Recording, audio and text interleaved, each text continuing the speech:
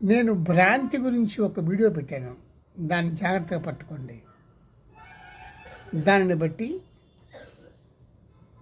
ఈ దేహము కూడా భ్రాంతే. ఎందుకంటే రేపో మాపో ఇది పోతుంది. అంటే అనిత్యము. అనిత్యమైనది భ్రాంతి. అంతే. భ్రాంతి అంటే అసలు లేకపోవడం కాదు, ఉంది. మనం దాన్ని సెన్సేషన్ ఫీల్ అవుతాము, పర్సెప్షన్ కూడా మనం ఫీల్ అవుతాము. కానీ అది నిత్యం కాదు. కొంతకాలం ఉంటుంది, కొంతకాలం ఉండదు. ఒకసారి ఉండి ఇంకోసారి లేనిది. అది ఏదైనా అన్నీ అలాగే ఉంటాయి. మొత్తం జగత్తంతా అలాగే ఉంటుంది. మీరు అబ్జర్వ్ చేయండి. దేన్ని మీరు ఖండించలేరు, అంతా అలాగే ఉంటుంది. ఈవెన్ విశ్వాలు కూడా, సూర్యుడు అంతే, చంద్రుడు అంతే. ఎప్పుడో ఒకప్పుడు కొన్ని వేల సంవత్సరాల క్రితం పుట్టి ఉండొచ్చు. అది ఎప్పుడో ఒకసారి లయమైపోతుంది. మళ్ళీ సృష్టి అంతా లయమైపోయి శుద్ధ చైతన్యంలో మళ్ళీ సృష్టి ఏర్పడుతుంది. ఇలా అన్నమాట.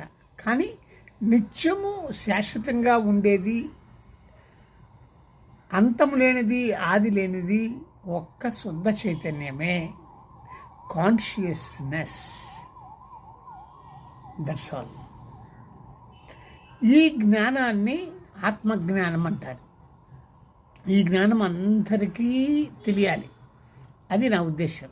నాకు ఈ వయసులో తెలిసింది, కానీ మీరు చిన్నప్పుడే తెలుసుకుంటే మీకు దీనివల్ల కొన్ని లాభాలు ఏంటి అంటే ఎలా ఉండాలి, ఎలా జీవించాలి అనేది తెలుస్తుంది. దీనివల్ల కర్మ గురించి ఒక వీడియోలో చెప్పాను, చాలా వీడియోస్లో చెప్పాను. కర్మ గురించి, కర్మ ఎలా చేయాలి అనేది చెప్పాను. ఎలా మీరు ఉండాలి, ఎలా ప్రవర్తించాలి, ఎలా ఉంటే శాంతి, సౌఖ్యం, ఆరోగ్యం అని కూడా చెప్పాను. చాలా వీడియోస్ ఉంటాయి. అవన్నీ మీరు చూస్తూ ఉంటే అది ఒకసారికి అర్థం కాదు. అలాగ టైమ్స్ ఆఫ్, అది నెంబర్ ఆఫ్ టైమ్స్ మీరు దాన్ని వాచ్ చేస్తున్నప్పుడు అందులో ఉన్నటువంటి ఒక్కొక్క అంశాన్ని మీరు పట్టుకోగలరు. అప్పుడు క్లారిటీ వస్తుంది మీకు.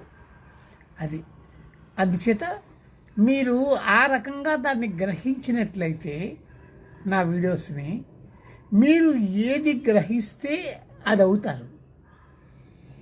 మీరు ఏది గ్రహిస్తే అది అవుతారు. కీటకం భ్రమరాన్ని తలుచుకొని గాఢంగా భ్రమలో అయినట్లు